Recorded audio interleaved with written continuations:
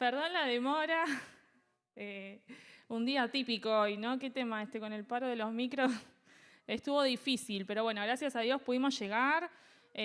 Así que bueno, bienvenidos a todos. Mi nombre es Belén, sí, bueno, junto con las chicas soy preventora, también soy docente del nivel inicial. Así que bueno, es un gusto poder estar acá con ustedes y poder compartir todo lo que hemos aprendido con las chicas. Nosotras nos formamos en la Fundación EPASI, ¿sí? Que es una fundación de Tucumán.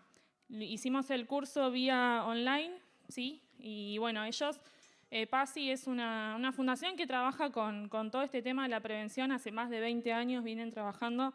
Viviana es la que está a cargo y bueno, tienen mucha experiencia en el tema.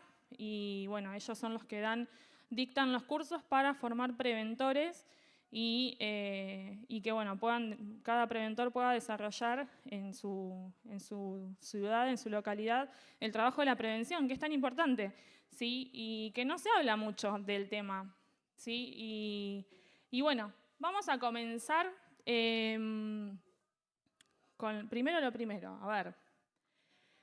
¿Qué es el abuso sexual infantil? A todo esto les aclaramos, ¿sí? Que nosotras con las chicas vamos a transmitir en muy breve tiempo todos los conocimientos que hemos aprendido. Hay cosas que tal vez no tengamos respuesta para todo, porque es un tema muy amplio que lleva muchos años de investigación y de trabajo, pero bueno, queremos poder transmitirles a ustedes todo lo que nos han enseñado, ¿sí?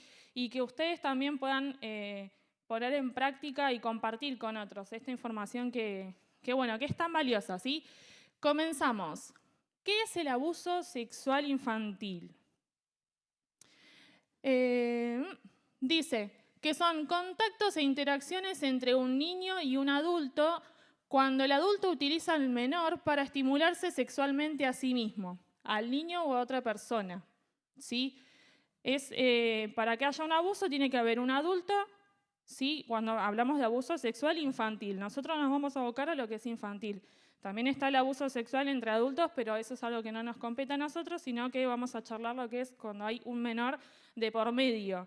¿Sí? En esta interacción, el adulto es el que va a buscar su propio placer, ¿sí? Va a buscar satisfacerse a sí mismo utilizando al menor, ¿sí? Lo vuelvo con otras palabras, dice, consiste en involucrar niños, niñas y prejuveniles en actividades sexuales de cualquier índole, con o sin contacto corporal, ¿sí? Cuando hablamos de abuso, no solamente el abusador tiene que tener contacto. Hay un montón de situaciones donde el abusador empieza sin contacto con el niño, pero sí está propiciando un abuso. Y ahora vamos a ver con qué tiene que ver esto, ¿sí? Tipos de abuso. Bien. Tenemos los tipos de abuso sin contacto físico, ¿sí? Exhibicionismo. Bien, mostrar los genitales al niño. Hay personas que sienten placer con el solo hecho de ver al niño que lo esté viendo desnudo. Eso ya le proporciona placer, ¿sí? O pedirle al niño que muestre sus genitales, ¿sí? Exponer al niño a material pornográfico. Esto por lo general es por donde empieza el camino, ¿sí? El abusador siempre va a querer más. Entonces empieza con cosas, entre comillas, inocentes o simples. Ay, le muestro o me muestra. Y después va avanzando en sus prácticas hasta lograr concretar el abuso, ¿sí? Exponer al niño a material pornográfico. Eso es algo, chicos, chicos, estoy acostumbrada. Niños, no, chicos, la pornografía es algo que corrompe totalmente a los niños, ¿sí? Y se está viendo mucho últimamente lo que es la pornografía.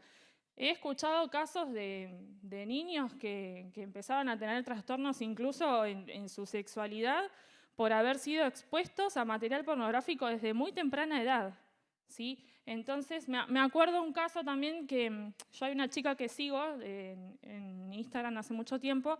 Ella cuenta cómo fue abusada por su papá durante sus 5 años, desde los 4 años hasta los 15.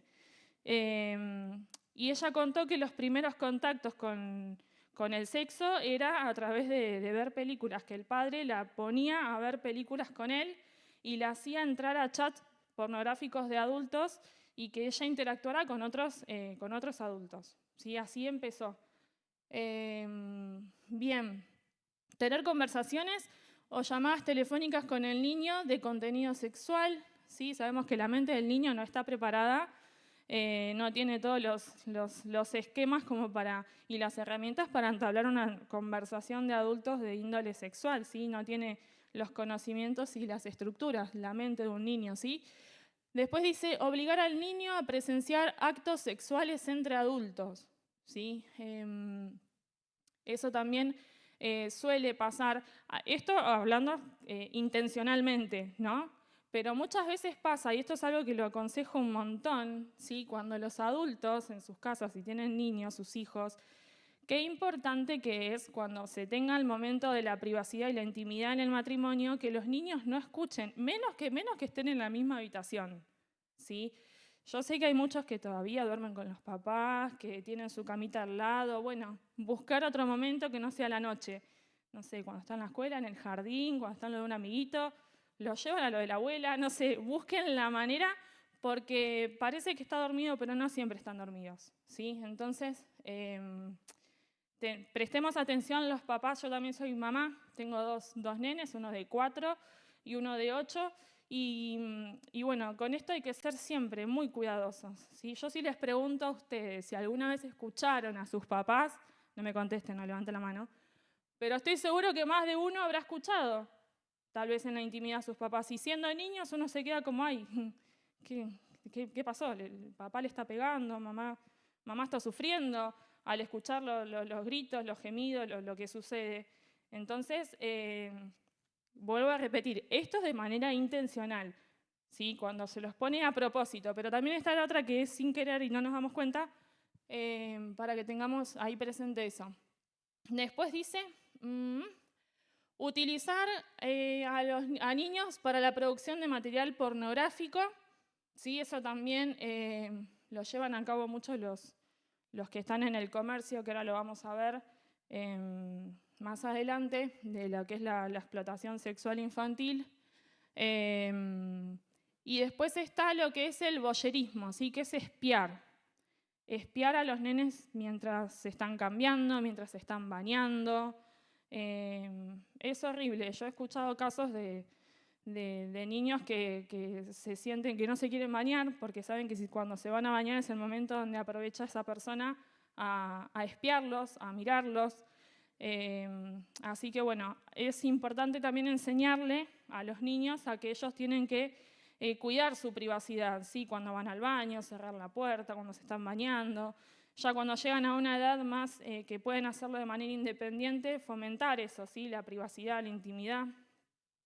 Y siempre prevenirlos, porque justamente de esto se trata el taller, de prevención, prevenir a los niños, porque cuando el abusador se encuentre con un niño que está prevenido y que tiene conocimiento de todo esto, el niño va a saber decir que no, y no va a ser tan fácil para el abusador, ¿sí? Ya sabemos que el abusador es adulto, que es más grande, que tiene más fuerza, que tiene más... Pero cuando un nene se planta y dice, no, a mí no me haces, a mí no me tocas, para el abusador es como, uy, no va a ser tan fácil. Por eso la importancia de la prevención. Bien, seguimos con tipos de abuso con contacto físico, ¿sí? Manoseo o toques con malicia, ¿sí? Presten atención, yo soy con mis hijos por lo menos no me gusta que se sienten a upa de nadie, no me gusta que los alcen a upa, bueno, ya están grandes, ¿no? Pero cuando eran más chicos no me gusta que los alcen ni que lo sienten encima. Yo siempre les decía, ustedes a donde vayan, a un cumpleaños, si es que mamá no está, no se dejen que nadie les haga upa, no se sienten a upa de nadie. Fui siempre como muy cuidadosa con eso, porque los abusos también se cometen así. Tengo el caso de, un año tuve una alumna que le pasó que iba a natación y parece que el profesor, no sé, la manoseaba, la tocaba, porque el papá me contó, dice, no quiere ir más a natación, ve a un hombre, a una figura humana de hombre así, de masculina, y la agarra en ataques, no quiere saber nada.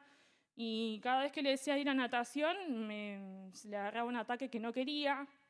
Y me dice, pero yo la veía en las clases, me dice. O sea, yo estaba, dice, en las clases y no vi nada. Le digo, sí, pero el abusador es muy vivo en ese sentido. Hace las cosas de manera muy sigilosa. Le digo, vos no sabés cómo la agarraba cuando la tiraba al agua, cuando la sacaba, cuando la ponía. Y bueno, la mira estaba ahí, en que esta persona había manoseado a la nena, y por los indicadores que la nena manifestaba, daba todo que sí. Entonces, bueno, manoseos o toques con malicia, cosquillas, lo mismo. Yo a mis hijos les tengo también, no me gusta que jueguen a las cosquillas ni entre pares ni con adultos, ¿sí? Porque no sabemos el otro la intención que tiene. Por ahí ustedes me dicen, no, pero qué exagerada. Pero ustedes no saben la cantidad de casos que hubo de manoseos a través de cosquillas, de hacerse upa, de hacerle caballito. Pasa y es más común de lo que uno cree. Bien, después dice... masturbación, ¿sí? Cuando tocan las partes íntimas de los niños con la intención de masturbarlos, o le piden al niño que toque sus partes íntimas con la intención de masturbarlos también. Froterismo, ¿sí? Que tiene que ver con frotar sus genitales en alguna parte del cuerpo del niño, ¿sí? O buscar que el niño se frote con el adulto. Y besos de lengua, ¿sí? Cuando el abusador intenta, vamos de lo mínimo hasta lograr lo máximo. Lo mínimo son caricias, besitos, besos en el cachete, cada vez más cerca de la boca, hasta querer besarlos con la lengua, ¿sí? ¿Hasta acá me van siguiendo?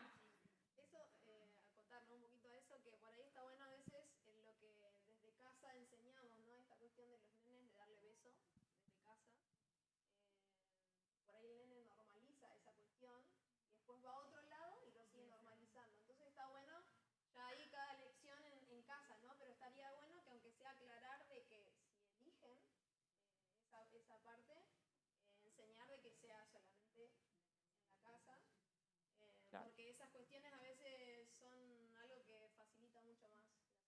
Sí, como que los predispone. Igualmente, en realidad, la boca es una zona erógena, ¿sí? Entonces no debería suceder que los papás besen en la boca a sus hijos, ¿sí? Tenemos muchas maneras de expresar el cariño, ¿sí? A través de abrazos, caricias, besos en el cachete me refiero, en la frente, pero en la boca, que es una zona erógena que produce placer en el niño, no es recomendable, ¿sí? No es recomendable. Y bueno, ni hablar por lo que decía Leo también con respecto a que el nene normaliza y va a pensar que es normal andar dándole beso en la boca a todo el mundo. Bien, seguimos. Otro de los tipos de abuso se dan mucho en los rituales, ¿sí? Ritual y sádico. Muchos dicen, investigamos y leímos que cuando presentan a sus miembros a las sectas, lo hacen a través de violaciones, ¿sí? Acá en la ciudad de La Plata tenemos toda clase, color, tamaño de sectas que hay y son muchas y la verdad es que esto es más común de lo que sucede.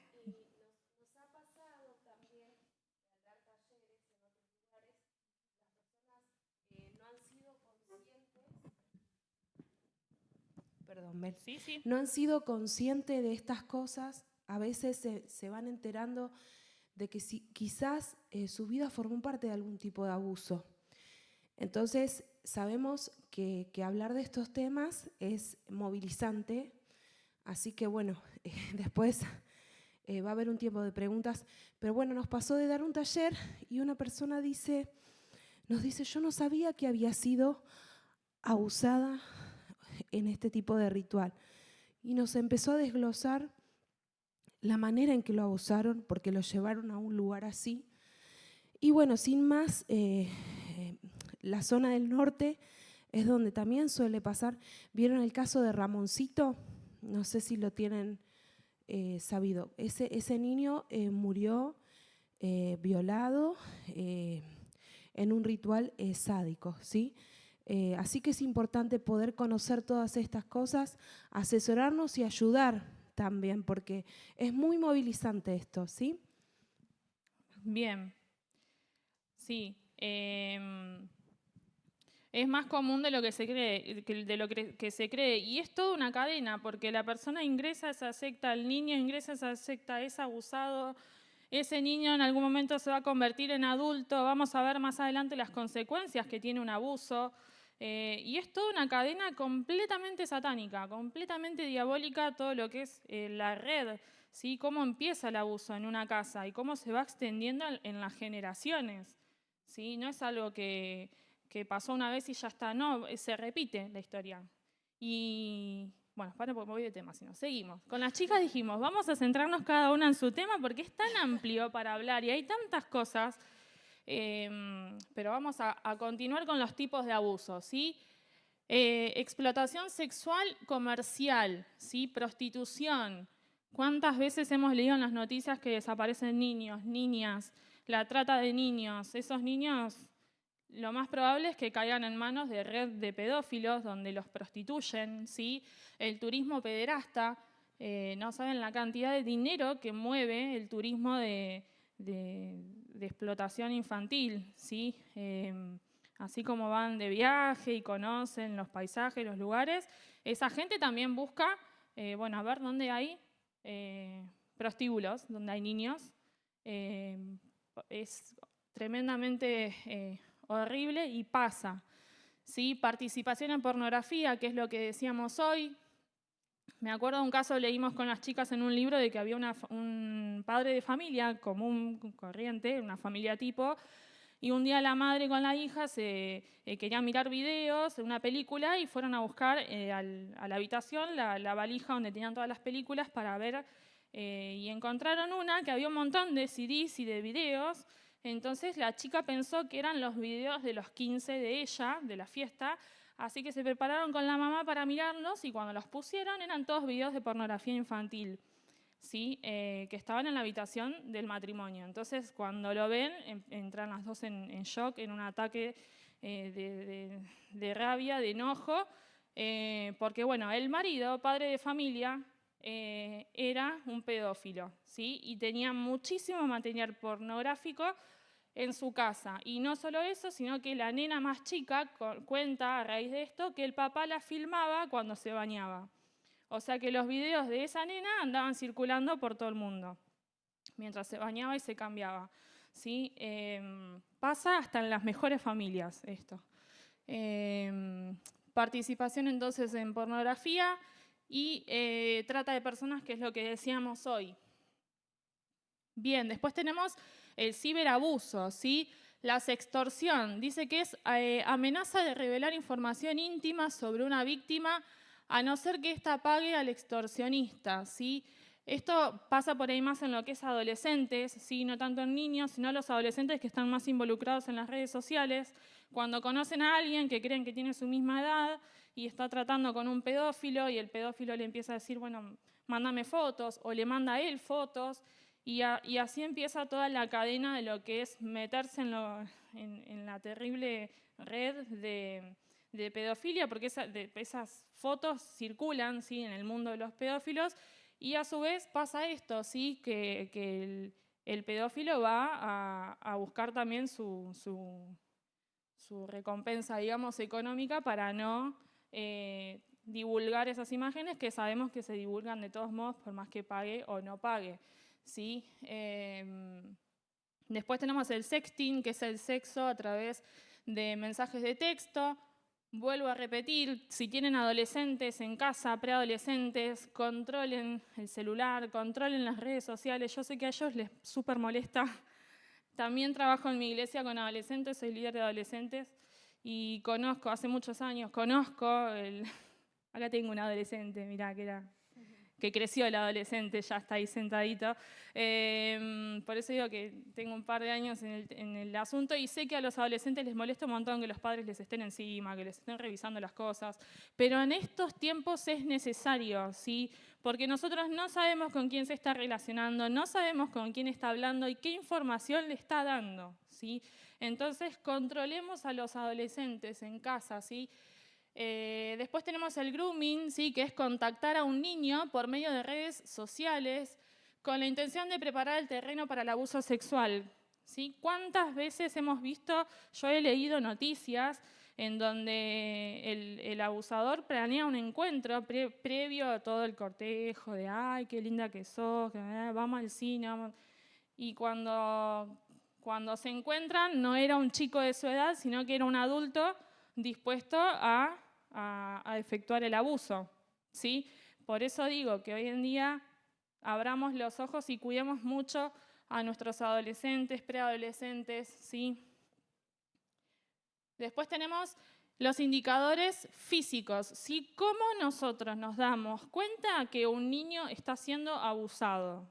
¿De qué manera podemos darnos cuenta? Bien. Empezamos. Enfermedades de transmisión sexual que no son por nacimiento. Sí, es raro que un niño o una niña tenga sífilis, gonorrea, clamidia. Son enfermedades que se transmiten a través de las relaciones sexuales, ¿sí? Embarazo temprano, de 9 a 14 años sin pareja conocida. Bien. Y así tenga pareja, también es raro, ¿sí? ¿Cuántos casos hubo de niñas que han sido abusadas por su padrastro, por su mismo papá? Y a raíz de todas esas violaciones se produjo el embarazo, ¿sí? Después tenemos ropa interior manchada o rota, ¿bien? Sangrado, picazón o dolor anormal en la zona genital o anal. Prestemos atención cada vez que nos digan, me duele, me pica.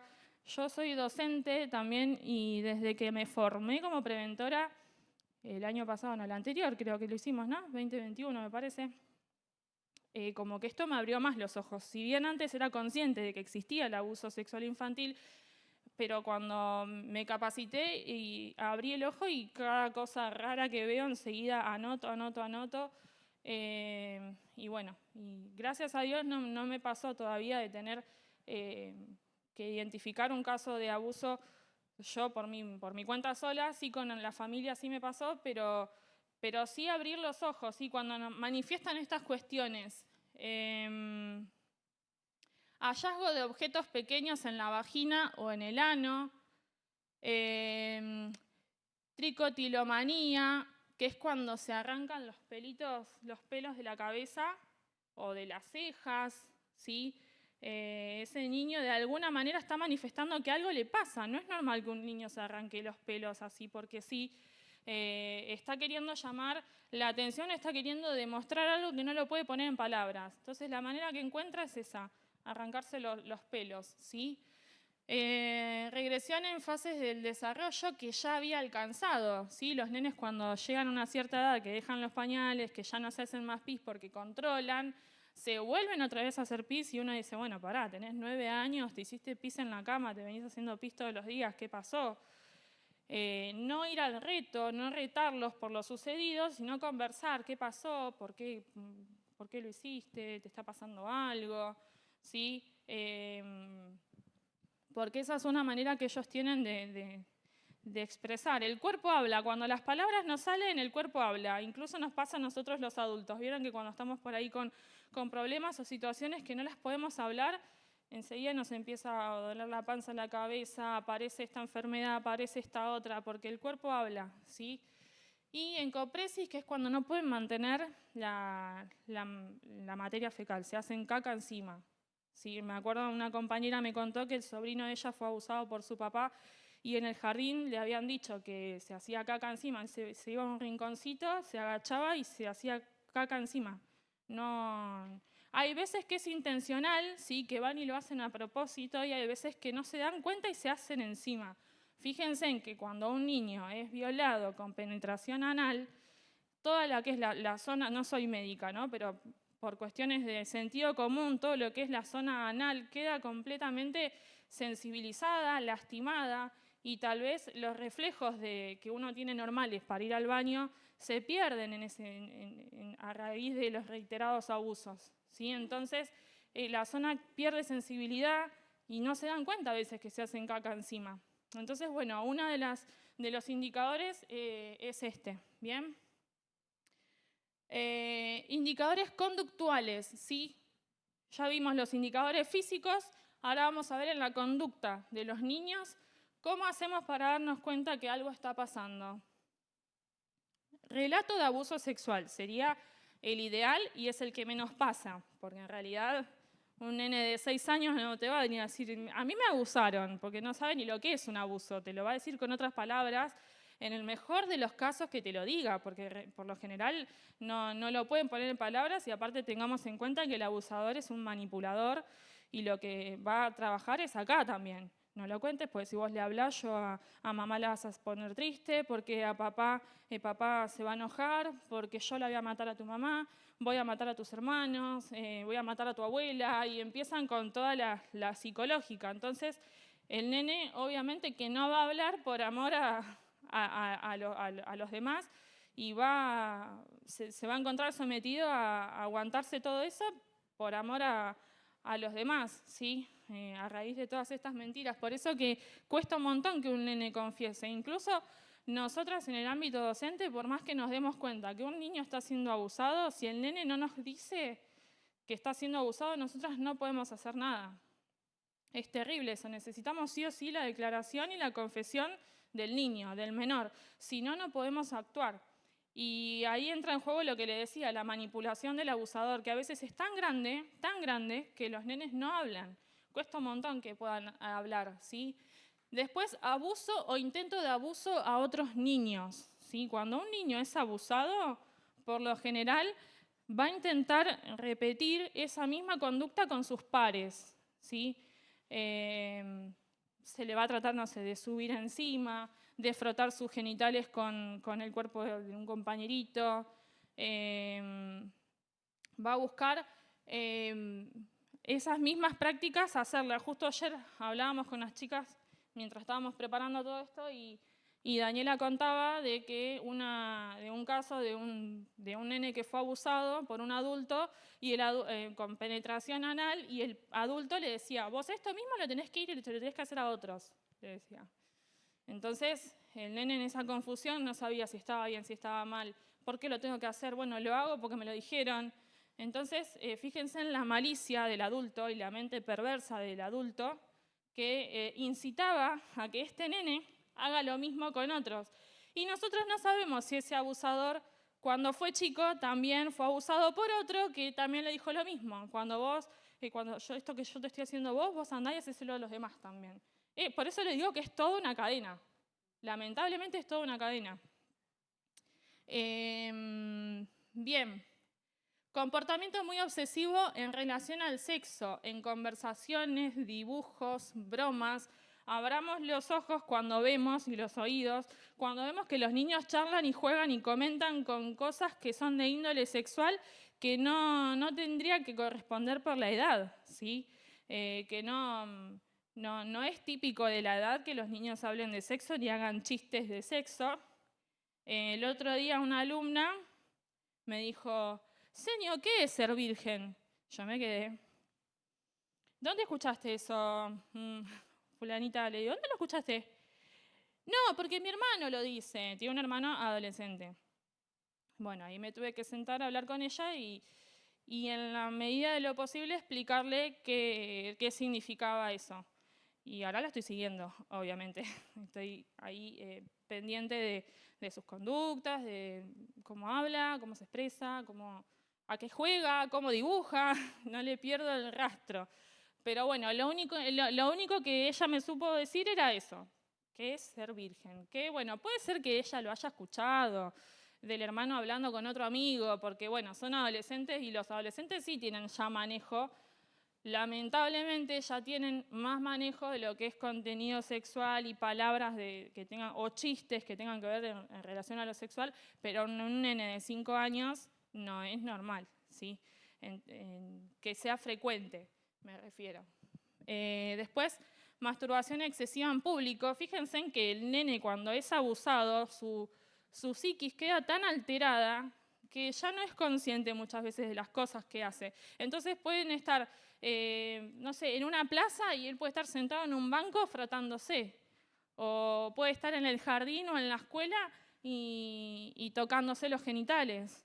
Entonces, ¿por qué? Porque ya no controla los impulsos. Cuando el abuso también es reiterado, que se produce de manera constante, el nene como que va a buscar todo el tiempo tener la sensación que tuvo durante el abuso, porque acá hacemos un paréntesis, como lo explicábamos una vez en otro taller que dimos.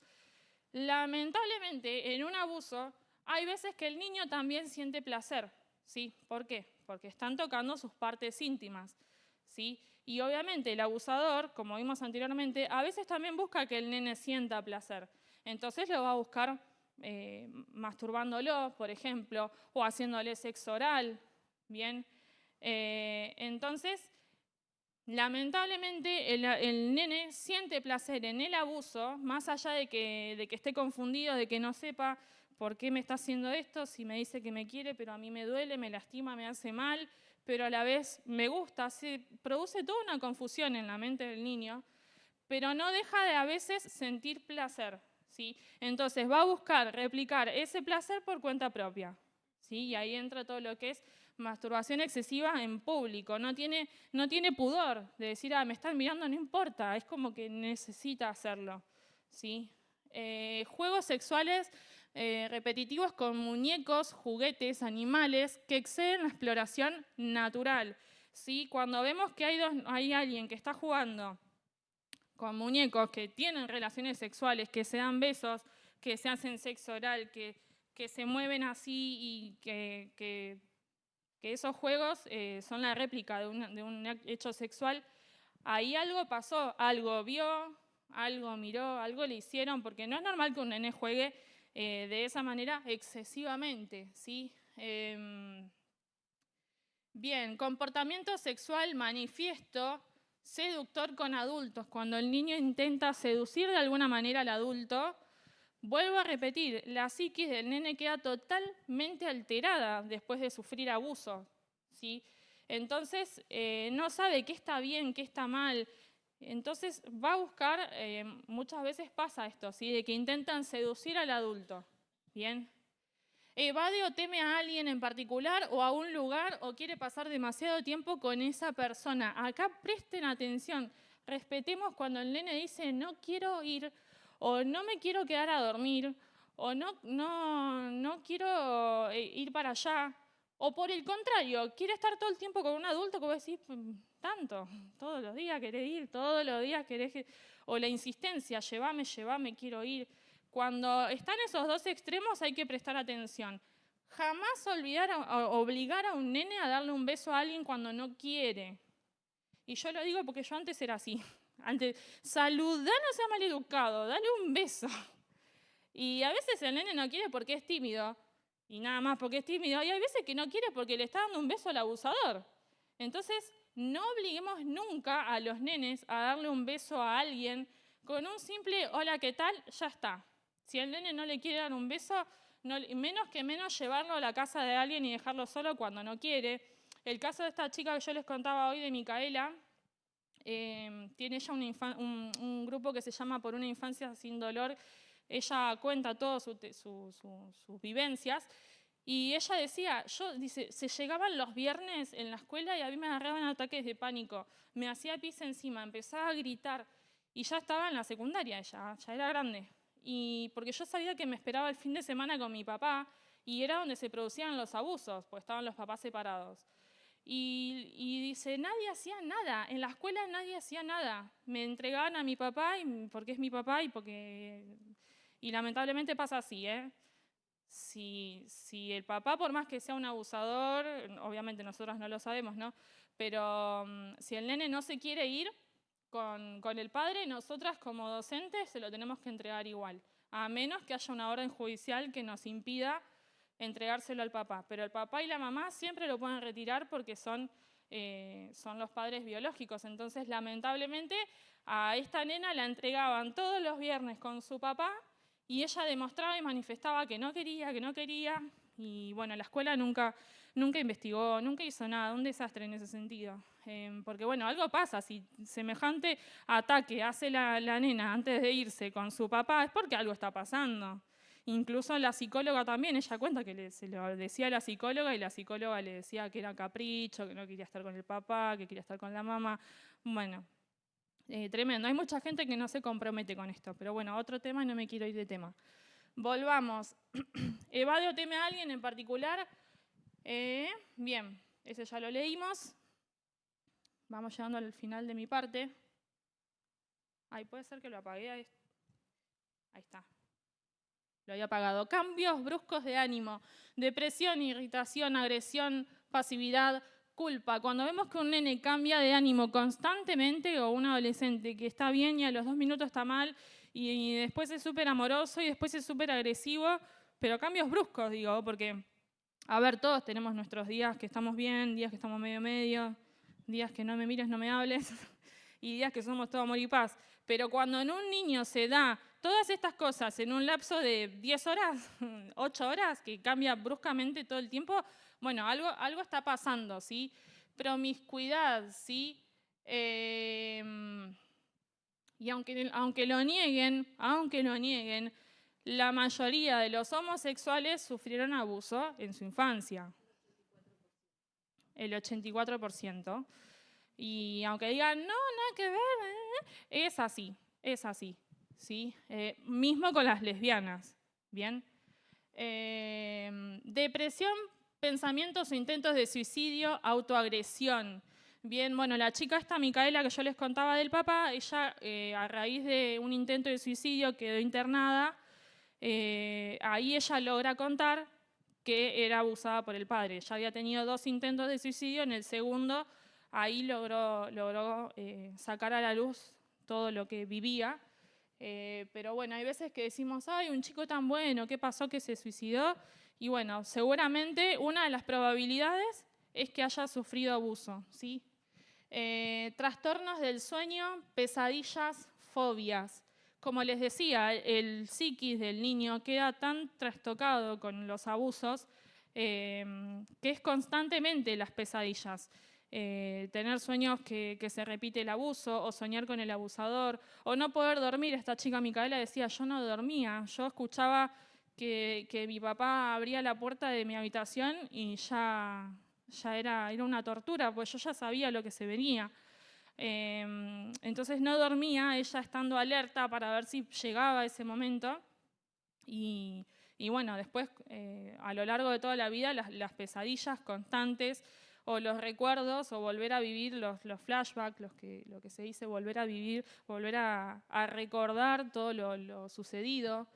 ¿Sí? Dibujos extraños. Presten atención cómo dibujan sus niños.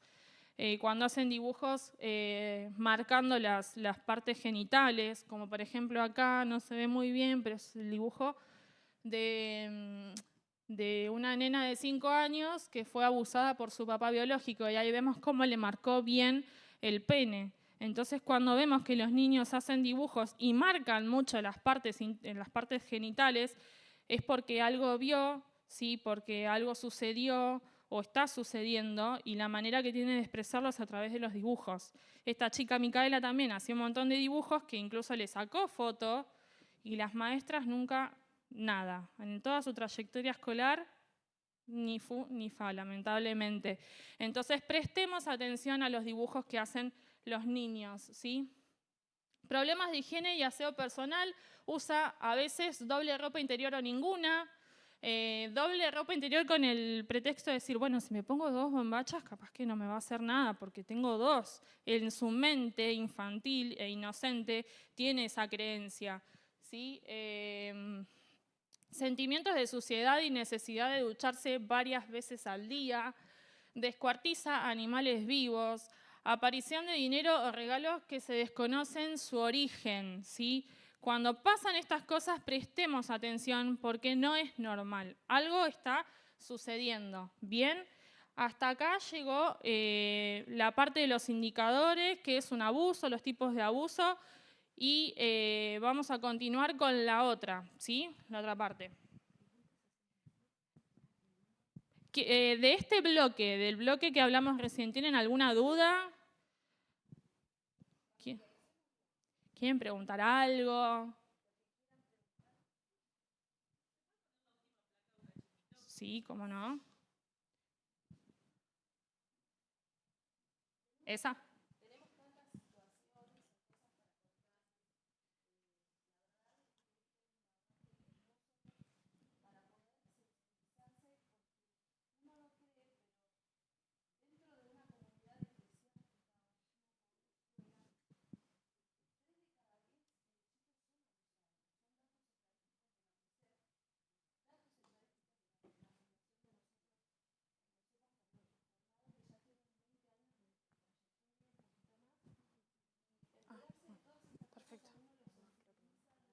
Perfecto.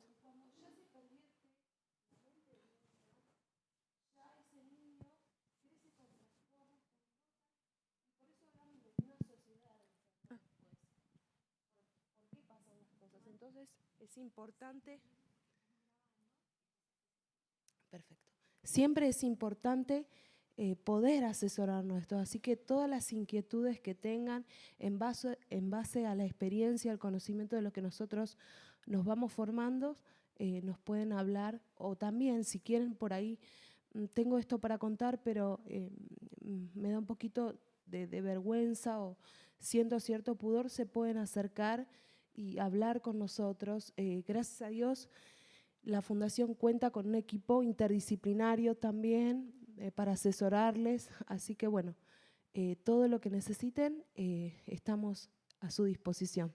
Sí, la idea es que ustedes puedan hacer una introspección, primero ustedes mismos, cómo fue su infancia, cómo fue su niñez, su adolescencia, si vivieron tal vez alguna de estas situaciones y no se dieron cuenta, porque muchas veces nos ha pasado después de dar talleres que nos dicen, yo fui abusada y no me di cuenta, no sabía que eso era un abuso, y era un abuso. Entonces, poder hacer una introspección, decir, bueno, a ver, ¿qué de todo esto me pasó? ¿Qué no me pasó? Y si tienen hijos, o sobrinos, o nietos, prevenirlos con todo lo que estamos aprendiendo, ¿sí? Enseñarles, prestarles atención a las conductas. A veces uno dice, no, es rebelde, se porta mal, todo el tiempo molesta, grita. Bueno, no, pero por algo grita y molesta, algo está pasando. Entonces, no minimicemos las situaciones y entablemos ese diálogo, abramos ese espacio de comunicación para que nos pueda contar. No ir al reto siempre, porque el reto lo que hace es que el nene se cierre, ¿sí? Y diga, bueno, ¿para qué te voy a contar? Mira cómo me estás gritando, ¿qué querés que te cuente? No te voy a contar. Entonces, buscar siempre el momento adecuado y poder conversar. Y sobre todo lo que yo les decía para que no quede como que esa rajatabla, yo les decía que el abuso es generacional. Si alguno de ustedes en algún momento de su vida sufrió abuso y tiene hijos o va a tener hijos, la idea es que eso se corte. Nosotros sabemos, los cristianos sabemos, no sé si todos acá son cristianos o no, pero nosotros sabemos que en el nombre de Jesús toda herencia maldita se corta. Y lo que le pasó a mis generaciones anteriores, a las que vengan no les va a pasar. Y eso se corta, no es que como toda herencia, ¿sí? Como toda herencia generacional. Entonces, quedémonos tranquilos de que en Jesús hay libertad, ¿sí? Sí, igual lo que está comentando Belén es algo que vamos a hablar mañana con respecto a la restauración, porque es importante tratar el tema. Pero bueno, yo viví una experiencia y lo viví hace años, no me va a volver a suceder ya, no le va a suceder a mi familia, pero por ahí vuelve a suceder. Y esto no lo hablamos desde el área comunidad eclesiástica, sino que está comprobado por estudios profesionales de psicólogos de por qué vuelve a suceder. Y a veces es porque uno no se apercibe, no se previene, entonces vuelve a suceder. Tenemos varios testimonios de libros que hemos leído, de experiencias de personas que han escrito anónimamente para poder ayudar en esta área. Así que hay mucho más para hablar de esto. Bueno, ninguna duda, nadie quiere preguntar algo, quiere decir algo, con total libertad. Si no, pasamos al segundo y último bloque de este día. ¿Estamos? Sí. Y con respecto a lo que decían las chicas, le damos gracias a Dios también por esta oportunidad, ¿no? De poder capacitarnos, de poder introducirnos mucho más en estos temas, ¿no? Que a veces en la comunidad cristiana también pasa, o suele pasar, de que son tabú, son temas ahí que no se hablan, que no se tratan, que no se exponen y que muchas veces se espiritualizan, ¿sí? Ahora, en algún momento voy a mencionar un poquito de eso, con esto de creer de que con la oración, si bien entendemos el poder de la oración y la importancia, ¿no? De poder enfrentar cada situación de la mano del Señor, pero entendiendo que hay algo más para hacer, ¿sí? Ya sea que nos haya tocado o nos toque pasar eso, o tener a alguien cerca que lo haya pasado o lo esté afrontando en este momento, ¿no? Así que bueno, si se puede pasar el perfil, vamos a hablar un poquito. El otro power. Perfil del abusador. Bueno, creo que esta es la parte más, vamos a decir, más visible o práctica de identificar, ¿no? De visualizar. Y está bueno que podamos tenerlo presente, ¿sí? Hay algo que por ahí quería aclarar antes de comenzar, es que así como Bel empezó a mencionar un montón de datos, de información, hay muchísima más, ¿no? Es muy amplio esto. Entonces, este caso no es menor también y va a pasar lo mismo, que bajo una información nosotros la encajamos en una situación y es un mundo distinto al que le puede pasar a otro niño, ¿sí? Incluso las formas de intervenir no son las mismas, ¿sí? Porque tiene que ver todo mucho con cómo fue, qué pasó, ¿sí? A qué edad pasó. Entonces, esto más que nada como para que tengamos en cuenta de que, si bien es muy bueno tenerlo presente, pero que cada caso es diferente. ¿Para abajo? Abajo está. Perfil del abusador. Definimos pedófilo a quien tiene atracción sexual por los infantes.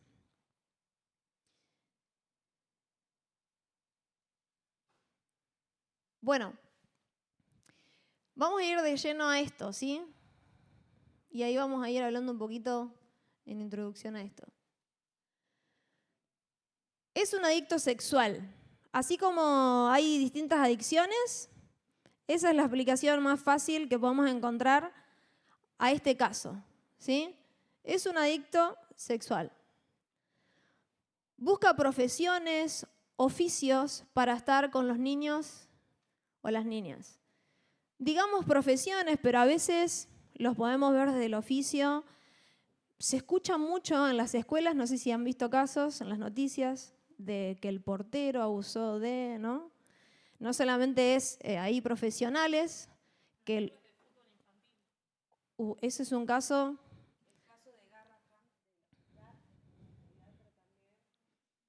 Siempre hay, pero infinidad de casos, ¿no? Pero siempre ellos tienen la intención de tenerlos más a mano, por así decirlo, ¿no? Entonces, utilizan estos lugares, estos oficios, como para poder acercarse. No es enfermo, ¿sí? No es un enfermo. ¿Por qué? Porque el abusador es un experto, vamos a decirlo, en armar todo un panorama para llegar a un niño, ¿sí? O sea que tiene toda la capacidad de poder preparar todo un escenario en cómo acercarse, en cómo vincularse. Quizás hay cosas que después las van a escuchar y ya la habló un poco Bel, hay otras que las voy a reforzar yo, quizás mañana a Dani le pase lo mismo, pero planifica todo el escenario. Como decía hoy Bel también, siempre tratan de planificarlo. Eligen niños con carencias psicoafectivas. Hay una cierta vulnerabilidad en estos casos, entonces siempre tratan de ser los que se quieren acercar, los que quieren por ahí dar afecto, los que quieren tener no solamente un acercamiento físico, sino una cuestión de protección, por ahí a través de los regalos, ¿sí? Siempre van a tener una estrategia de cómo acercarse. Hace poco, o sea, ayer me acordaba cuando estaba con esto, me acordaba de un caso específico que salió hace unos meses atrás en las noticias, un hombre que venía siguiendo a un nene que estaba en la escuela y siempre lo iba a buscar el padre, ¿no?, a la escuela. Pero en este caso, este hombre estaba ahí, afuera, estaba el colegio y una placita al frente. ¿Y qué hizo este hombre? Se acercó en el colectivo, en el auto, y el nene estaba ahí, lo llamó, y le dijo, vení.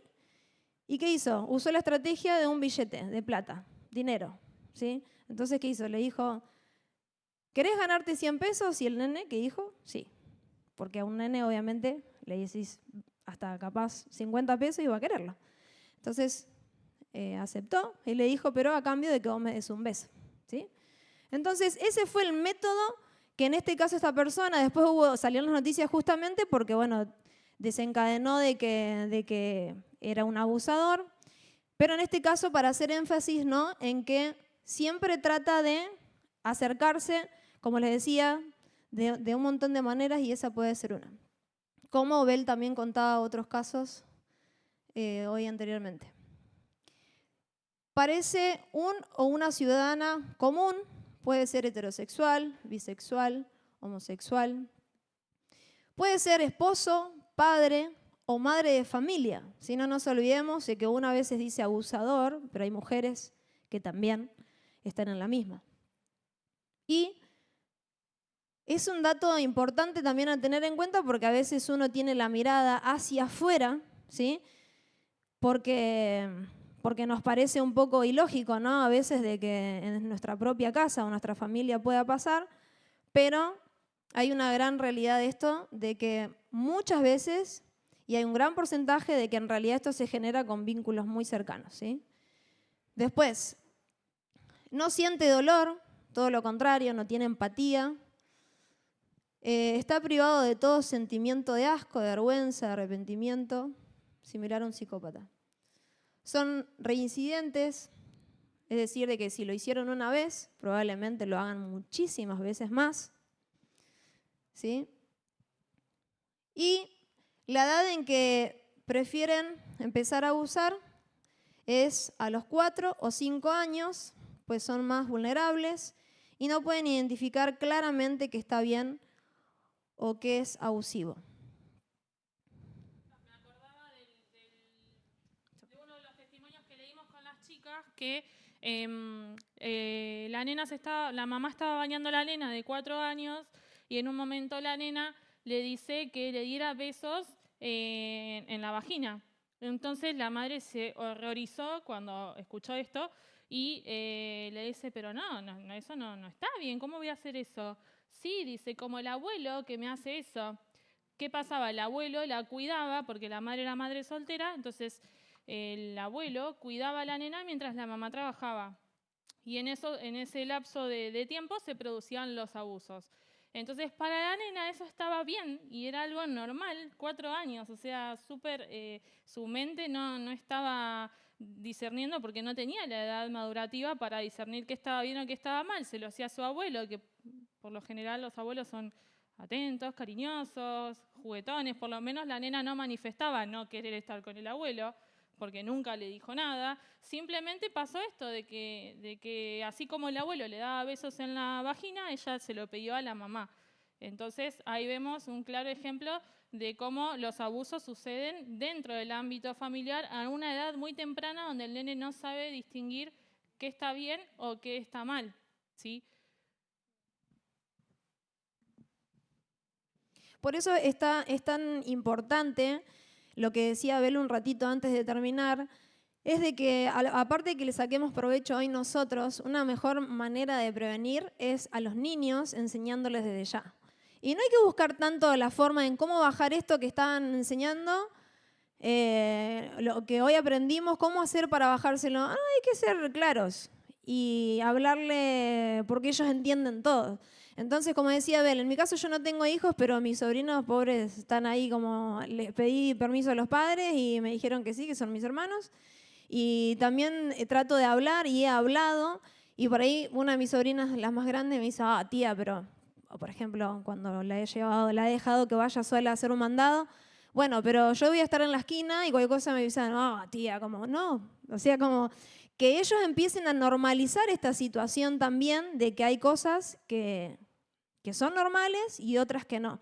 Y eso va a ser, como decía Abel también, un gran freno para que, porque puede pasar que se enfrenten con situaciones y que ellos mismos puedan defenderse, ¿sí? ¿Cuándo se descubre el abuso, sí? Acá es la parte más desafiante, por así decirlo, para cada uno de nosotros, ¿sí? Porque a todos nos puede pasar de que sepamos por otro o que tengamos la oportunidad de poder enterarnos, ¿no? O de que alguien nos cuente. Sale a la luz el abuso y es nuestra oportunidad de intervenir. Y acá las 4C, ¿sí? Creer, contener, cuidar y contar.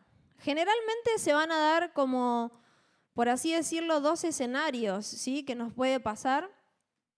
Y es generalmente cuando el abusado, el víctima, confiesa lo que pasó, primero lo va a hacer con una persona de que tenga confianza, y si decide ya hacerlo es porque ya hay una instancia en que no soporta más la situación de tenerlo sin contar, ¿sí?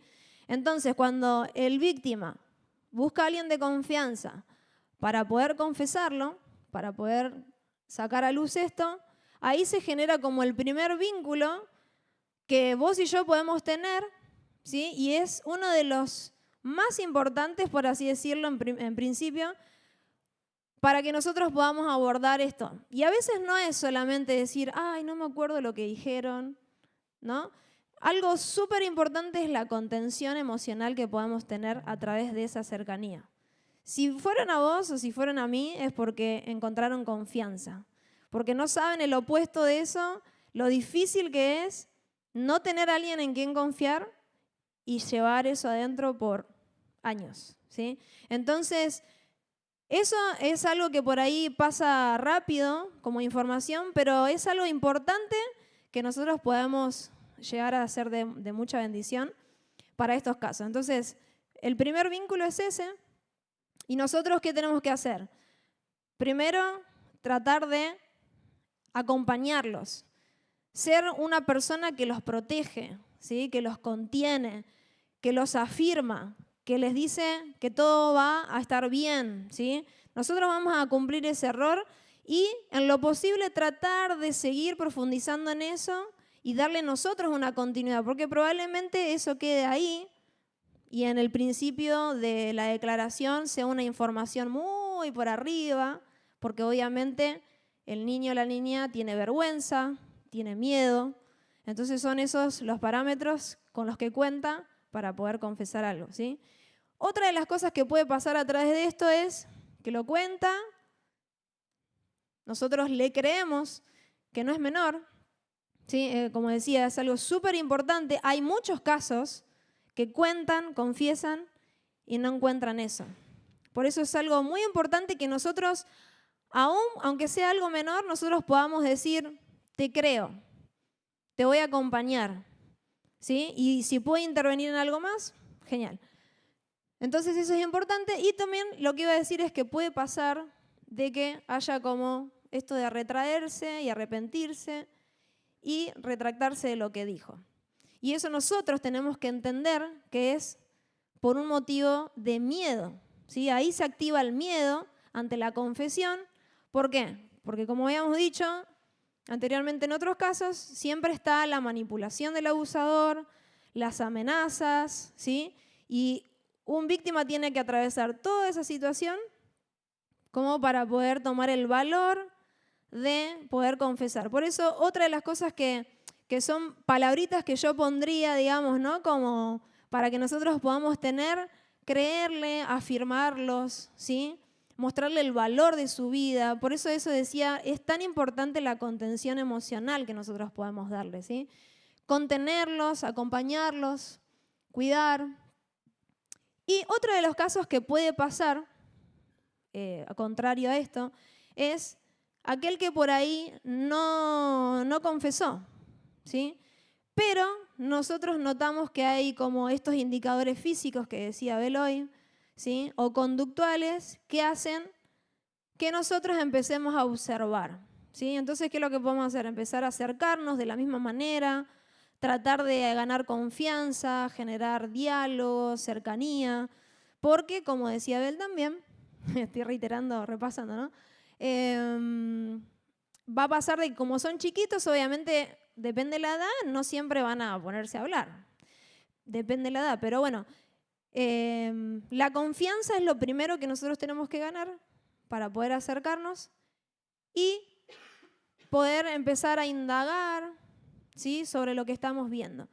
Y en el caso de no encontrar eso, una buena opción es poder acercarnos al entorno, ¿sí? A ver que estamos observando cosas. Por ahí las chicas, al estar más cercanas con los nenes, pueden saber más en cuanto al procedimiento de esto, pero es importante eso, poder asistir a las familias, empezar a consultar y por ahí ir a indagar, ¿sí? Es muy importante que no vayamos al choque de al niño y decir, vos fuiste, ¿sí? Sino poder eso, con confianza, con tiempo, ¿sí?, sin presiones, para que el niño pueda encontrar la confianza para poder, al fin y al cabo, aunque no lo haya pensado, poder encontrar el momento, la oportunidad de poder hablar. También generar ese espacio de calma y de tranquilidad, porque no es fácil que te digan, sí, mamá, a mí el tío o el abuelo me hizo tal y tal cosa. Bueno, por dentro vamos a estar hecha un fuego y querer ir y matarlo, pero con calma, no transmitirle ese nerviosismo o ese ataque que nos puede llegar a dar al niño, porque el niño lo que va a hacer es asustarse, ya estaba asustado, tomó todo el valor del mundo para contarlo, y encima que lo cuento, mamá se pone así de mal, no hablo más del tema, no le cuento más nada. O sea, yo me pongo en esa mente de ese niño y digo, no, si mamá se va a poner así y le voy a causar tanto daño, yo no le cuento más. Entonces, manejar nuestras emociones como adultos y más allá de que el momento nos supera, tratemos de tener calma y transmitirle esa calma y esa escucha, de saber escuchar, hablar poco, muy poco y dejar que el niño se explaye, contener, abrazar, más por lo afectivo y lo corporal que de palabra, ¿sí? Porque es preferible ser sabios y decir palabras sabias a hablar mucho y decir cosas que al nene le hagan mal. Sí, entonces en esos momentos, Dios quiera que Dios no lo permita que nunca pasemos por una situación así, pero si un niño, tu hijo, tu hija, tu nieto, tu sobrino te confiesa algo, tomarlo lo más natural para ellos posible, más allá de que internamente estemos destrozados con la noticia. Después uno como adulto tomará las medidas. Obviamente prohibir, o sea, no permitir más el contacto. Si te dice fue mi abuelo o fue el abuelo o fue el tío, no lo ven nunca más hasta que el tema se hable, se lleve a la justicia o lo que se tenga que seguir. Sí, pero evitar que el niño vuelva a tener contacto después de que te confesó, evitar que el nene vuelva a tener contacto con esa persona. ¿Sí? Protegerlo, ahí dice cuidar. Y una de las maneras de cuidar es esa, evitar que el nene vuelva a ver a esa persona que le causó tanto daño. Un detalle, nosotros por ahí solemos dar ejemplos que tienen que ver con intrafamiliar. Ya está dicho tanto por la UNICEF como por esta fundación que los casos de abuso se dan en un 84% dentro de la familia, un 10% o un poquito menos son abusos de personas terceras, externas al hogar. Por eso nosotros enfatizamos también en casos que son familiares, que son los más recurrentes, ¿sí? Bien, igual ahí algo con lo que decía Abel, ahora después vamos a verlo también. Tipos de familia, justamente. Las personas y familias reaccionan de diferentes maneras ante las mismas circunstancias. Por eso está bueno, también pensaba con respecto a eso que decía y vamos a ver ahora, la importancia es de siempre tomar toda esta información y no encajarla en nuestros ideales, ¿no? Porque a veces uno dice, ¿cómo un padre va a abusar de su hijo? Pero pasa, ¿sí? ¿Cómo una madre no va a hacer nada cuando se entera? Pero pasa. Entonces está bueno tener siempre las dos opciones que existen y que son reales y con las que tenemos que batallar, ¿sí?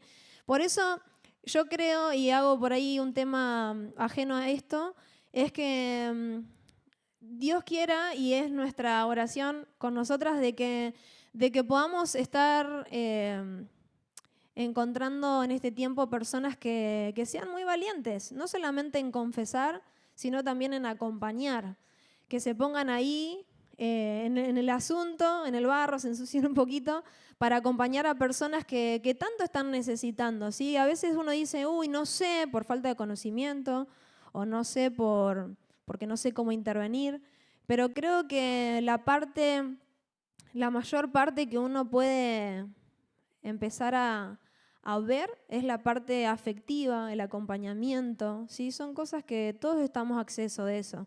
Y transmitirle el amor de Dios primeramente y el amor que Dios nos da para poder darle a ellos, ¿sí? Así que bueno, tipos de familia. A esto me refería un poco con el tema de a veces salirnos de nuestras maneras de pensar. Principales actitudes que toman las familias ante el abuso sexual. La primera es fatalista, es la que decía Abel, ¿sí? Y ahí tenemos de todo tipo de casos, ¿no? Porque también va mucho en las... Imagínense que si en un caso ya hay un montón de personalidades, ¿no? Nosotras podemos estar nosotras tres y tomamos una cuestión allá arriba, la otra es repasiva, la otra no hace nada, la otra piensa mucho y no hace nada. Y en estos casos de crisis, imagínense toda la revolución que causa. Fatalista es donde la familia justamente es todo caos, ¿sí? No puede, se estanca ante la noticia cuando está el abuso y el que queda ahí sin saber nada, digamos, del apoyo de la familia es el víctima, digamos, porque la familia entra en caos, empieza a decir no vamos a salir de esto, ¿qué vamos a hacer ahora? Hay mujeres que incluso, madres, que se enfocan más en ellas, ¿sí? Hay muchas que caen en depresión y al final termina siendo un caso mucho más grave en el estado en que cae la madre antes de la contención que tendría que tener el víctima.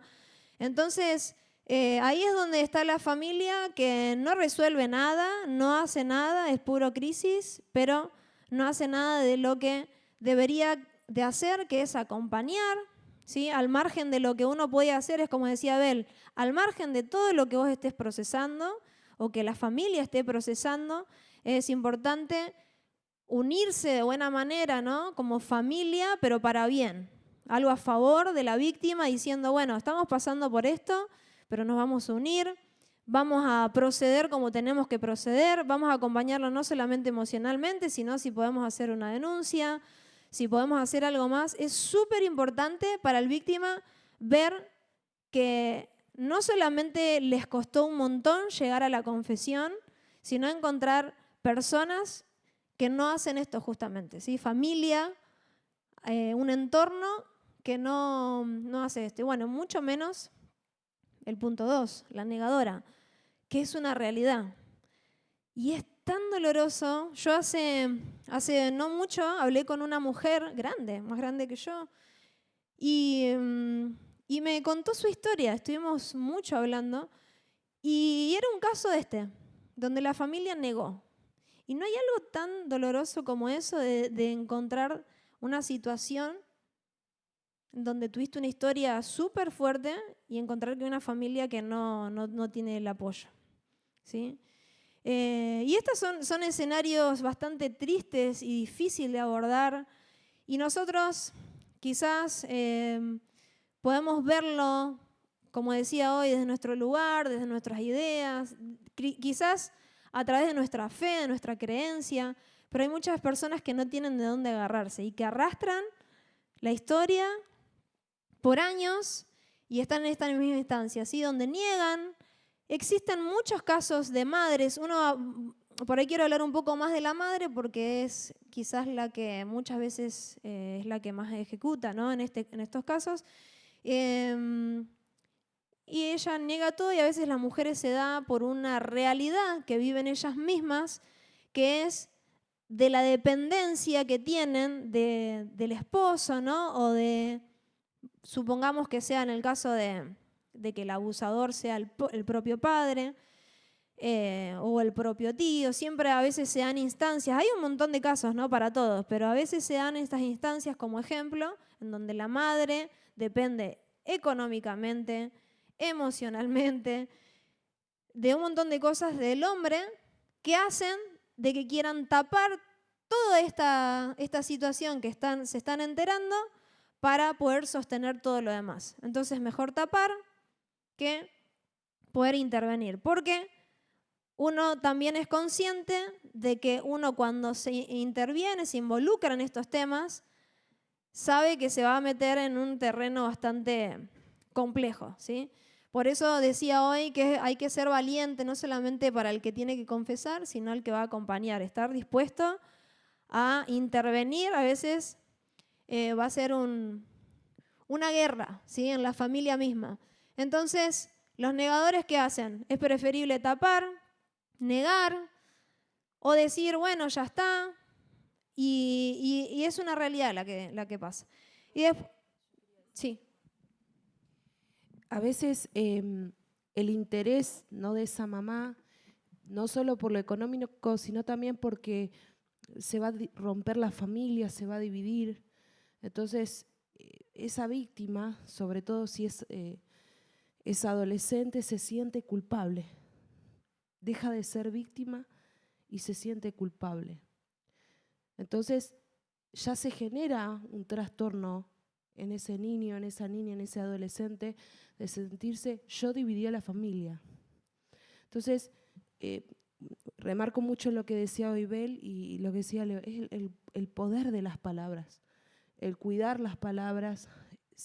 Quizás va a haber muchos cambios, pero es mejor sanar, porque algo que mañana cuando lo veamos, cuando se oculta, comienzan a suceder un montón de cosas también en consecuencia de eso. Entonces, muchas veces no se quiere romper con la familia, no se quiere dividir la familia, se silencia, porque la persona se siente que dividió a la familia. Entonces, uno siempre tiene que ser sensible a eso. A veces la familia es negadora también por ese motivo, de no querer dividir. ¿Qué van a pensar los tíos? Hay tíos que te crean, hay tíos que no. Entonces se genera todo eso. Y por más de que las reuniones continúen, la sociabilidad en la familia continúe, ese niño queda nulo, ese adolescente queda nulo, queda con su dolor y crece, acrecienta eso. Por eso es importante entender las causas, no juzgar, entender por qué existen estos tipos de familia y de hecho siguen existiendo, la fatalista y la negadora. A mí me pasó tener un caso en pandemia que le conté a las chicas. Una de las chicas de mi iglesia, de mi célula, que estoy a cargo, tuvo un episodio de que el primo manoseó a la nena, a la hija. Entonces, bueno, como encima ella los cuida, porque también ella tuvo una historia. Acá vemos cómo se repite el patrón, porque ella de chica fue abusada y ahora la hija había sido abusada con manoseo a través de un primo. Entonces, vendría a ser su sobrino, el hijo del hermano de esta chica. Entonces, bueno, ella habla con el hermano y dice, che, mirá lo que le hizo. Bueno, se armó todo un lío en la familia y resulta que el hermano decía, no puede ser, mi hijo no hizo eso. Sí, le hizo, la tocó, la manoseó a la nena, papá. Y bueno, empezando a investigar, el nene estaba siendo víctima de abuso por parte del abuelo. El abuelo vivía en la casa con ellos y como los padres trabajaban, el abuelo quedaba a cargo de esos niños. Son 3 varones. Los 3 varones eran abusados. Y la madre, lo más probable, por lo que estudiamos y todo, lo más probable es que la madre también en su infancia haya sido abusada y normalice el abuso. Porque cuando esta chica le decía abrí los ojos, tu papá los está abusando. No, nada que ver, que no es así, que estás re loca, mirá lo que pensás. Los nenes, bueno, es muy largo el testimonio, pero los nenes, todos los indicadores, intento de suicidio, se escapaban de la casa, no querían estar solos con el abuelo se los llevaba a pescar de a uno. Sabemos que en esos viajes que hacían sucedían los abusos. Y como el abuelo también era un gran proveedor económico del hogar, tampoco nadie iba a decirle nada. Entonces ahí vemos cómo se niega y estos chicos siguen sufriendo abuso hasta el día de hoy, porque la denuncia no se pudo hacer, porque los nenes manifestaron pero nunca confesaron. Fue una asistente social a la casa, obviamente ponen pantalla, la familia linda, está todo bien, no pasa nada, y la asistente se fue a su casa y quedó todo ahí. Lamentablemente esos niños, y ahora tienen una hermanita, los papás tuvieron una nena que ahora tiene 2 años, y esta chica que va a mi iglesia me dice, yo no sé, a los 7 años, 8, cuando ya sea señorita 8 o 9, ya, si esto sigue así, va a quedar embarazada. ¿Y qué? Ahí se van a dar cuenta que el abuelo estuvo abusando tantos años. Con un ADN se van a dar cuenta, dice, que abusó de toda la infancia. Así que bueno, existe. Las familias negadoras existen y son más comunes de lo que uno cree. Sí.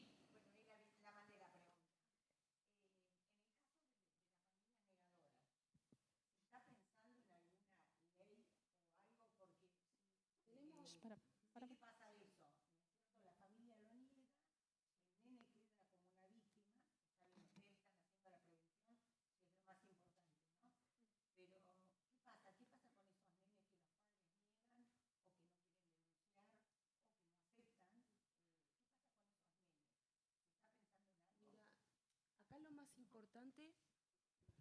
lo más importante es que la denuncia tiene que efectuarse.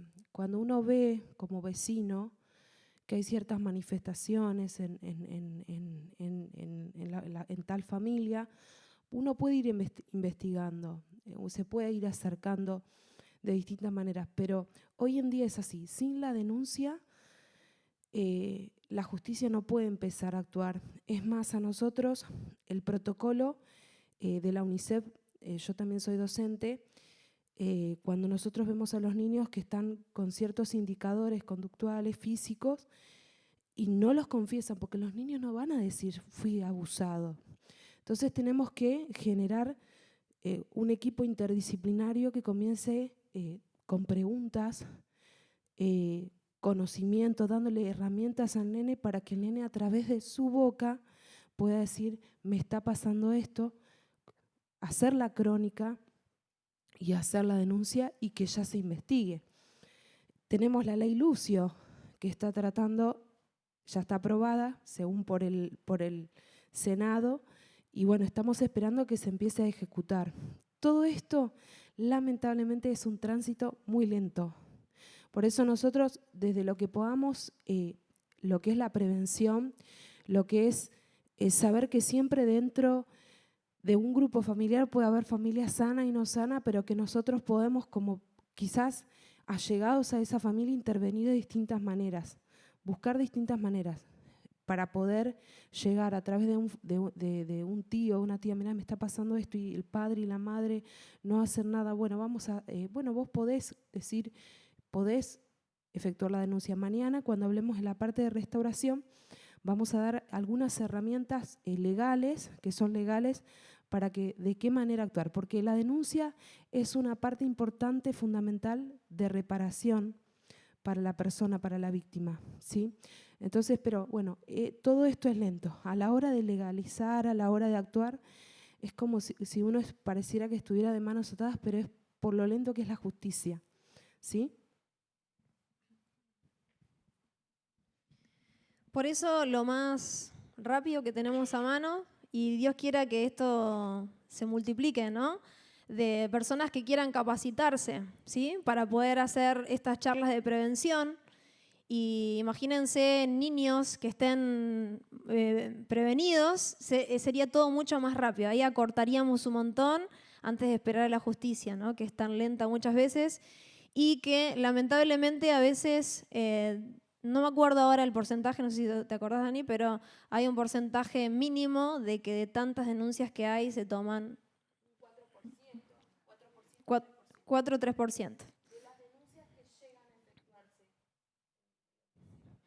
Y es tristísimo, pero es así. Entonces, bueno, se podría implementar varias cosas, ¿no? Y obviamente como todo, y no solamente en este caso que hablamos de abuso sexual infantil, sino tantos otros que uno espera en la justicia y lamentablemente no se puede, ¿sí? Hay que estar ahí esperando. Seguimos. Bueno,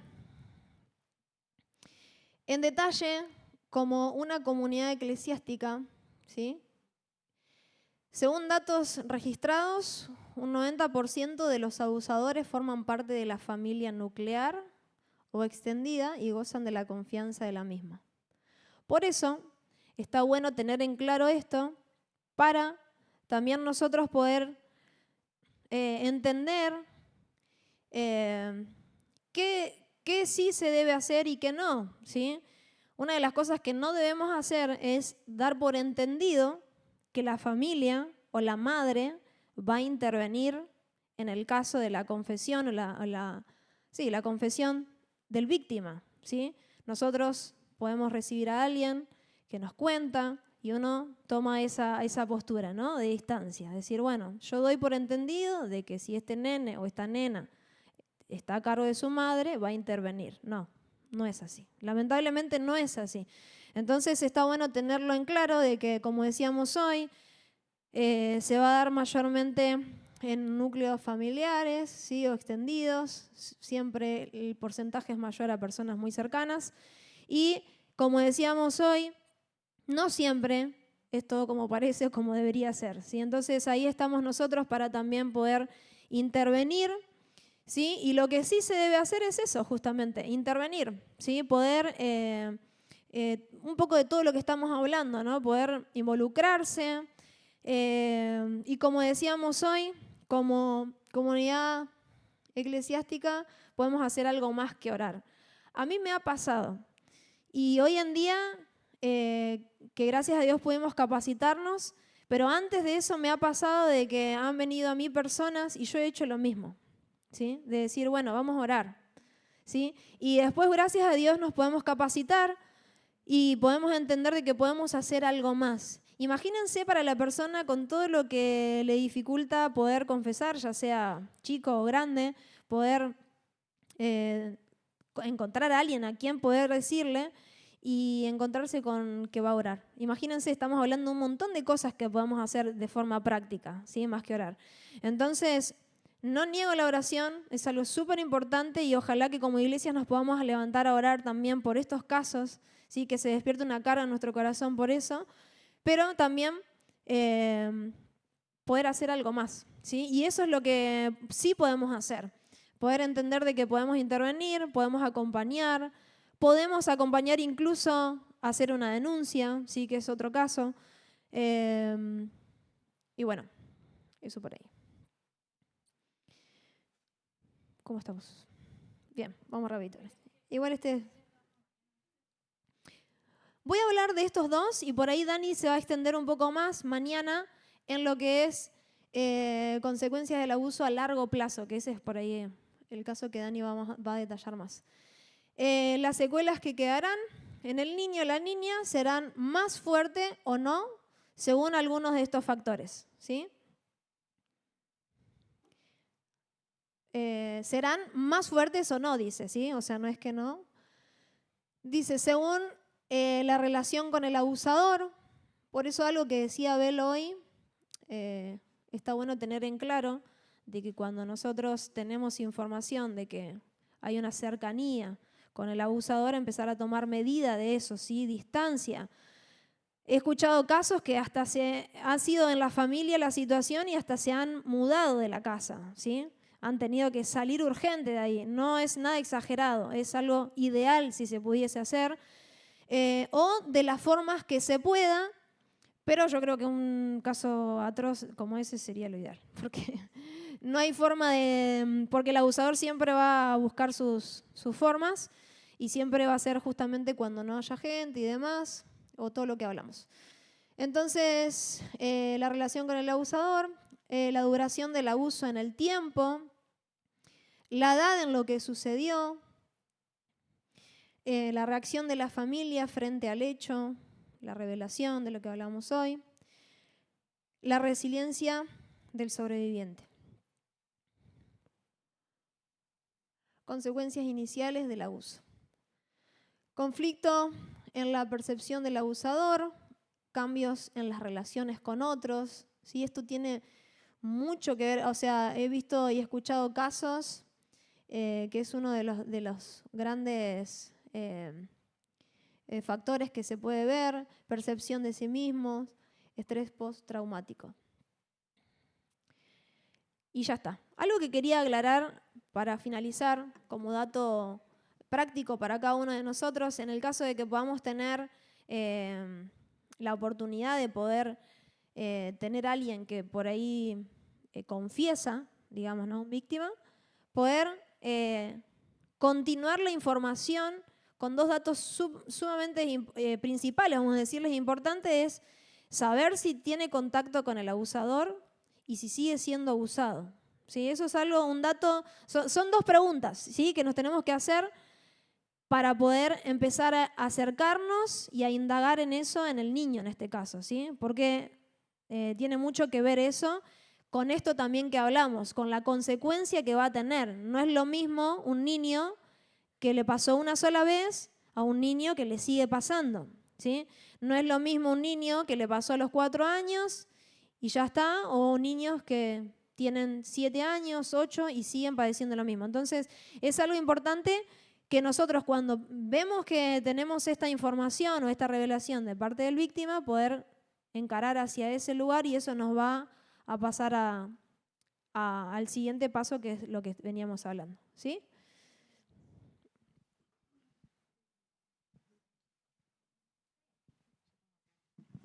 Bueno, muchísimas gracias, chicas. Ahora tengo una preguntita que quedó acá en el tintero. Es fundamental, entonces, hacer la prevención en los niños. ¿Cómo se le habla a un niño de muy pequeña edad sin asustarlo? ¿Qué se le tiene que decir para que el chico sea el que actúe en el momento de la prevención? Esto cuando es chiquitito y después, bueno, más adelante, ¿verdad? Sería la pregunta. Sí, lo principal, en mi caso yo que estoy en el nivel inicial con nenes de 3, 4 y 5 años, bueno, actualmente estoy con nenes de 5, pero la prevención se trabaja primero hablando con claridad las partes del cuerpo. Vos sos nena, vos tenés una vulva, ¿sí? Vos ahora no tenés porque sos chiquita, pero vos tenés pechos que el día de mañana van a crecer, ¿sí? Tenés tu otra parte privada que es la cola, que es la parte de atrás, pues ellos le llaman cola, me pasa, me tocó la cola. No, eso se llama vulva, no es cola, la cola es lo que está atrás. Y a los nenes lo mismo, vos tenés tus genitales, vos tenés tus testículos, tenés tus partes privadas, tenés la cola, ¿sí? Tenés el pene, que no se tienen que tocar. Lo principal es decirle, esas son tus partes privadas, nadie las puede tocar.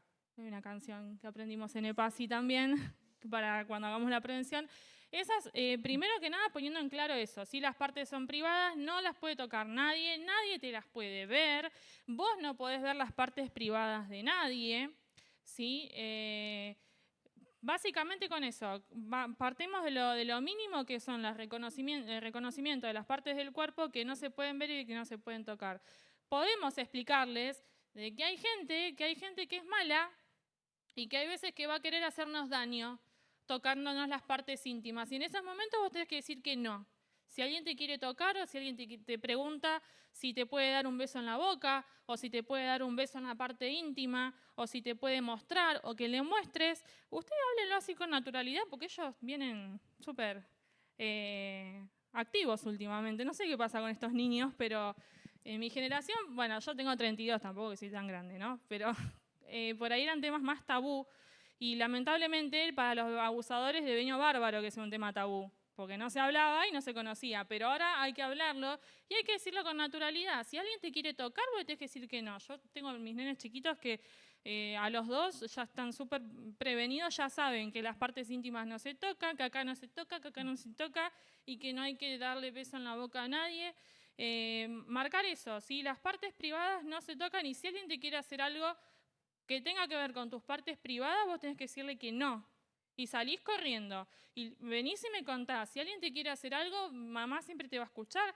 No te voy a retar, acuérdense de eso, ¿sí? Porque si el nene ve como una figura de que, mamá me va a retar porque me tocó y mamá me dijo que no. No, siempre desde el amor, mamá no te va a retar, la confianza. Vos me podés contar que mamá no se va a enojar, yo no me voy a poner triste, mamá te va a escuchar, ¿sí? Pero trabajarlo desde ahí. Algo para agregar, sabemos que los chicos van al médico, tienen su pediatra y el pediatra hace el control de los genitales, tanto de la vulva. Entonces, enseñarles que si hay alguien que los puede revisar en esa área, es el médico, pero siempre va a estar acompañado de papá y mamá, nunca solo, ¿sí? Entonces, hay que enseñarle, es un vocabulario básico. Yo soy mamá también, tengo un nene de 4 años y yo tengo un alambrado todavía, no hicimos las rejas en la parte de adelante, y yo siempre les enseño, vos no te vas adelante, te quedás atrás, y si ves que alguien se asoma, porque son 20 metros de largo el terreno, está la casa casi a 4 metros de distancia de lo que es la calle, con el alambrado. Entonces le digo, si vos ves que se acerca alguien, no te acercás, me avisás, pero te quedás ahí observando, ¿sí? Mamá, vino alguien. Y la otra vez se acercó un muchacho a arreglar y le dijo, no me puedo acercar a vos porque no sé si sos bueno o malo, le dijo. 4 años. Sí. Y ellos entienden claramente. Entonces, la prevención puede evitar un montón de cosas, porque de hecho él eso lo transmite también, que eso lo puede decir ella a los compañeros, qué es lo que es la prevención. Entre ellos es como un método Lancaster, se dice, que entre ellos se van enseñando. Bien, no sé si quedó ¿Algún claro. papelito más? ¿Alguien tiene algún papelito para entregar? Sí.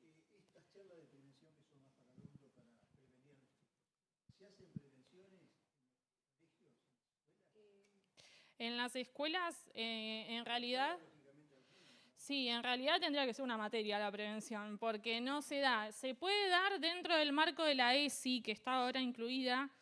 La ESI, yo doy ESI, en la escuela se da ESI en el marco sano, ¿no? No con la ideología impuesta desde arriba, de la ideología de género y todas esas cuestiones que nada tienen que ver con lo biológico. La ESI, que es la educación sexual integral, que es una materia que está en el diseño curricular, que se tiene que dar en los colegios. Se podría dar dentro de ese ámbito, ¿sí? Pero no pasa. Por lo general priorizan otras cuestiones, pero no siempre se da. En mi caso, por ejemplo, que soy preventora, yo sí lo doy, el colegio donde trabajo es un colegio cristiano y que está muy ayornado en este tema, gracias a Dios los directivos, mis compañeras y todos estamos como bastante en tema y lo desarrollamos, pero no siempre pasa, debería suceder, pero no siempre, porque también pasa de que las maestras tampoco saben. Si las maestras no se capacitan y no hacen cursos como hicimos nosotras, no saben tampoco cómo abordar este tema. Ambas estamos haciendo una diplomatura en educación sexual que nos ayuda también a nosotros como docentes de qué manera abordar la ESI. En mi caso, yo estoy en responsabilidad de primer ciclo de un 3er grado. Entonces, cuando yo miro la ESI, es verdad, hay ciertas cosas que yo creo que se pueden hablar, como por ejemplo la prevención del abuso, es algo esencial que dentro de la ESI está, o la protección del menor ante instintos, ante momentos o circunstancias de secuestro. De hecho, yo les enseñé a mis alumnos lo que es la organización de Miss Children, 3er año. Hay maneras de enseñarlo. Lo que pasa es que a veces uno como docente tiene que ver la manera de abordarlo sin violentar a la familia, ¿sí? Porque cada familia tiene su manera, su valor, sus creencias, y eso según los artículos que hay que respetar a la comunidad educativa. La comunidad educativa es la familia. Entonces yo siempre, pero porque nosotras nos estamos capacitando, cuando voy a dar un tema, directamente después tenemos una plataforma donde nos comunicamos con los papás y envío todo lo que voy a hablar, las preguntas que les voy a hacer a los niños, y después, como es una escuela cristiana, con valores cristianos, algo referido a la Biblia. Entonces, hacemos un enfoque interdisciplinario. ¿Es necesario la ESI? En ese sentido, sí, porque se trabaja mucho con lo que es la prevención del abuso, ante situaciones de secuestro. Hablar de que hay 3 bloques de tipos de personas, están los seres queridos. Ellos siempre van a estos extremos, los seres queridos y los extraños. Pero lamentablemente el abuso y los secuestros muchas veces pasan con los que conocemos poco. Los conocemos, pero poco. Entonces, enseñar todo esto ayuda un montón a los chicos a entender, pero hay que capacitarse. La capacitación y la formación es la voluntad de cada persona en la sociedad. Los médicos se tienen que capacitar. Las policías se tienen que capacitar en estos temas. Conocemos gente profesional, por ejemplo, yo conozco un policía científico que me decía, nosotros sabemos que estamos revictimizando a los chicos que han sido abusados, porque cuando les tenemos que hacer las revisiones, se vuelve a revictimizar, se le vuelve a tomar el relato. Entonces se necesita gente que se pueda capacitar en esto, ¿sí? Así que es muy importante conocer estos temas.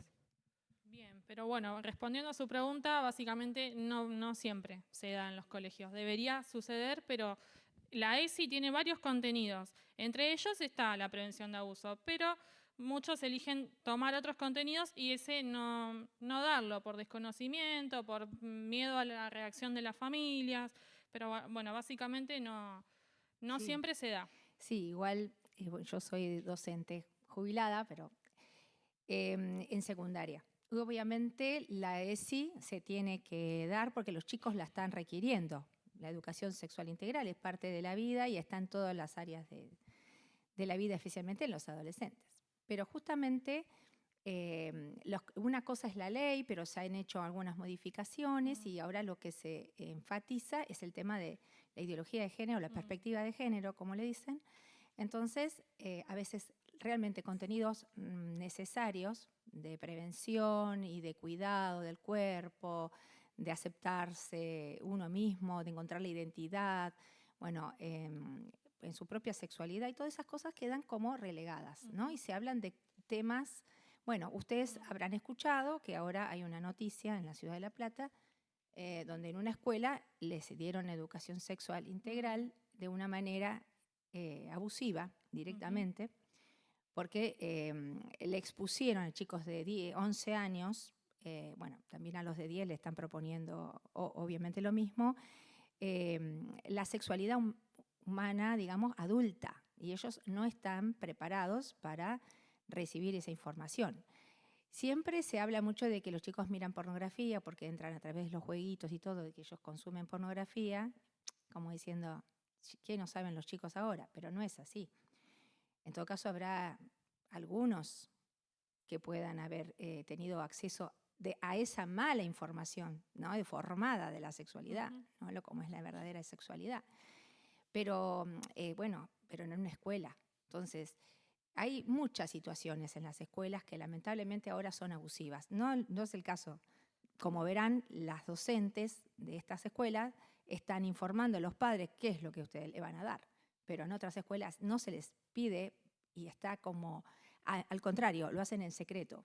Como el otro día en un colegio muy renombrado acá de la Ciudad de La Plata, de la universidad, llegó, no se dio lengua y se dio ESI. Entonces, dentro de las cosas que se explicaron, se le dijo a los chicos, bueno, vamos a hacer una actuación, una dramatización. Uno le tiene que tocar la cola al otro y después otro le tiene que retar o le tiene que decir o no sé, le tiene que hablar.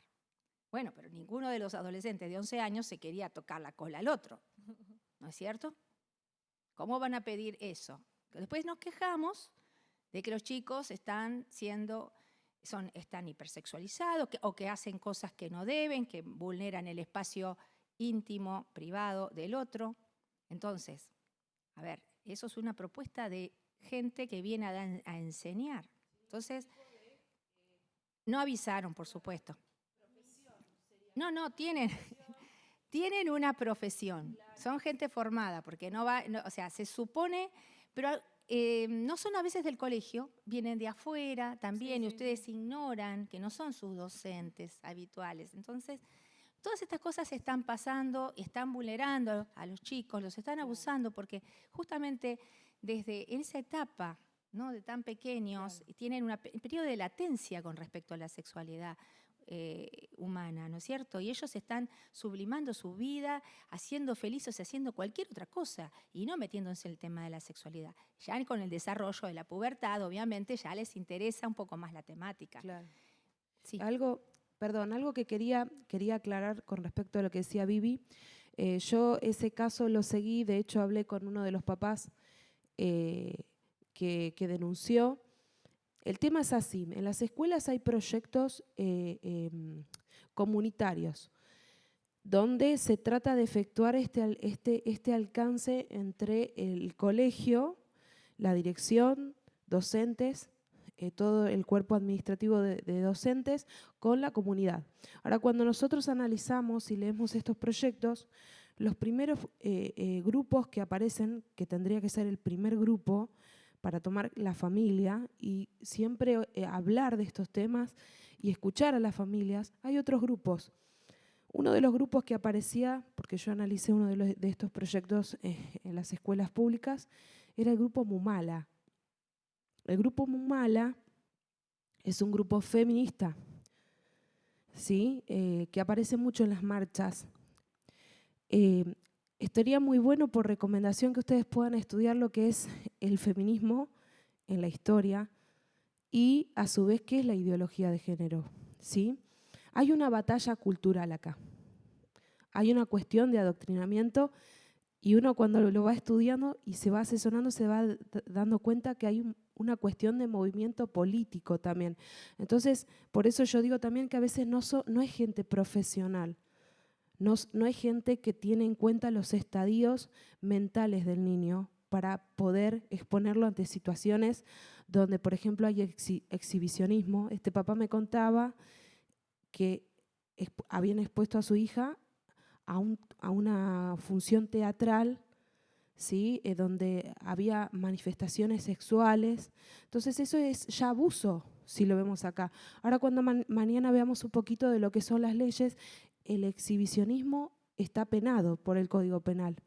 Entonces hay que ver quiénes son los que van a enseñar a nuestros hijos, qué tipo de comunidad educativa externa a la escuela está participando y llevando proyectos para enseñar a nuestros hijos la ESI. Sí, siempre esto hay que verlo, pero como decía Vivi también, termino con esto, a veces no se le informa a los papás qué tipo de ESI van a ver, qué recorte van a hacer de ella, ¿sí? Una pregunta.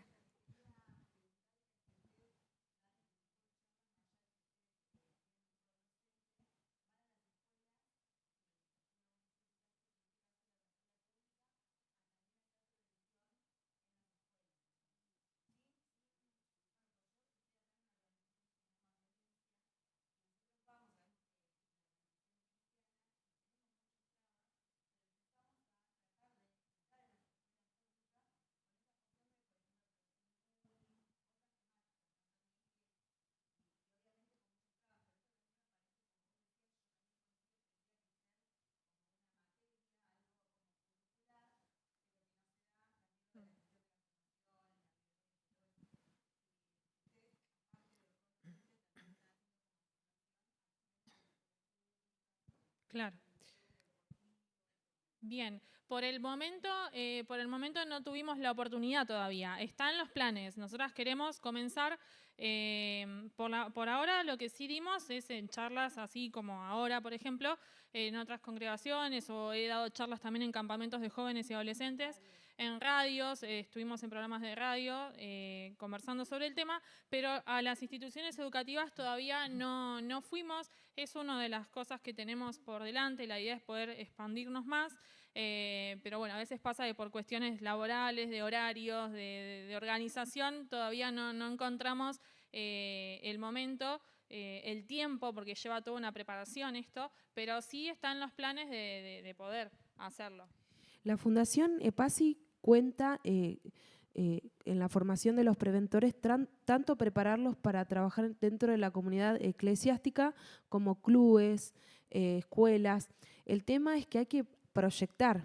Nosotras estamos proyectando a corto plazo, por ahora haciendo charlas preventivas, pero ellos también nos han preparado para hacer talleres. Los talleres de prevención, porque no se va directamente a enseñarle al chico la palabra abuso, se comienza a trabajar todo lo que es la parte emocional, psicológica. Son talleres que yo les he explicado a Vivi, llevan más a veces de 2 meses trabajarlo, porque los chicos van procesando. Tiene que haber un respeto. La ESI, al igual que la ESI, por ley tiene que ser equilibrada y armoniosa. Cuando esas cosas no se cumplen, pasan estas cosas, donde los chicos, como hoy decía Belén, comienzan a confundir psicológicamente y están más preparados, parecieran, para ser victimarios que para conocer su sexualidad.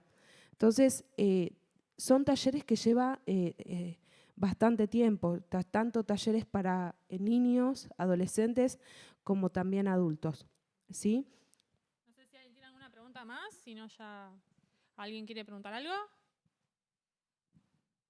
¿Alguna duda? ¿Algo que haya quedado ahí? Igualmente mañana, piensen de última en casa, tarea para casa. Sí. Piensen. Bueno, mañana tenemos la segunda parte. Creo que va a estar, es muy necesario porque sería cómo hacer si una persona sufrió abuso sexual infantil, adolescente, porque esa herida se lleva en la vida por mucho tiempo y no hay edad, no hay sexo, o sea, cualquiera, puede ser mujer, varón, que haya sufrido abuso y lo tiene bien guardado, no lo puede sacar y necesita saber de que hay posibilidades de restaurar y de ya después eso dejarlo en el pasado, en el sentido que ya no le va a lastimar más y no le va a afectar en el futuro de su vida. Es un resiliente, exactamente, es un resiliente. Buenísimo, ahora hay que saber mañana qué es resiliencia, supongo que nos va a explicar. Bueno, así que, bueno, les agradezco su presencia y, por supuesto, este tema no se termina acá. Hay mucha más información, aparte hoy con el tema de las redes, los chicos tienen que aprender otras cosas, pero se habló del sexting, se habló del grooming, ¿no? De la sextorsión, y eso es muy común. Y les puedo recomendar ahora también que salió una película de Mel Gibson, Sonidos de Libertad. Mel Gibson se la jugó con otro actor que fue el que hizo de Jesús en la Pasión, sobre una persona que fue desarticulando la pedofilia infantil en México, bueno, en todo el mundo, ¿no? Rescatando niños. Pero es mucho más fácil encontrar a los pedófilos, pero no encontrar a los niños. Y sepan que hay muchísima cantidad de chicos desaparecidos, que los padres, algunos ni siquiera los tienen ya registrados, o sea, pero los entregan. Bueno, eso está pasando. Argentina no es ajena a todo esto, está pasando en todos lados, así que creo que lo muy importante es hacer la prevención a las familias, pero también a los chicos, empoderarlos para que ellos sepan parar, defenderse, como hizo Máximo, de lejos. No te conozco, que no se va a ofender el grande, que tengan esa confianza de hablar, de no tener secretos también, eso, de enseñarles, vos me podés decir lo que sea, lo que venga, o sea, no tenés que tener secretos con mamá, ¿no es cierto?, conmigo. Vos me contás, no te voy a retar más, o sea, todas esas cosas, porque los abusadores, ¿no es cierto?, con el tema del secreto se aprovechan. Sí, o todas estas personas, porque los chicos, estos de la escuela secundaria también, dice, esto ya nos pasó antes, pero no dijeron nada en la casa, ¿vieron? Se callaron. Entonces, lamentablemente, es importante que, lamentablemente es si los chicos no están enterados y no están prevenidos y que esto pueda ocurrirles y arruinarles el futuro. Bueno, chicas, muchísimas gracias y mañana los esperamos, si Dios quiere, bueno, a las 8 de la noche.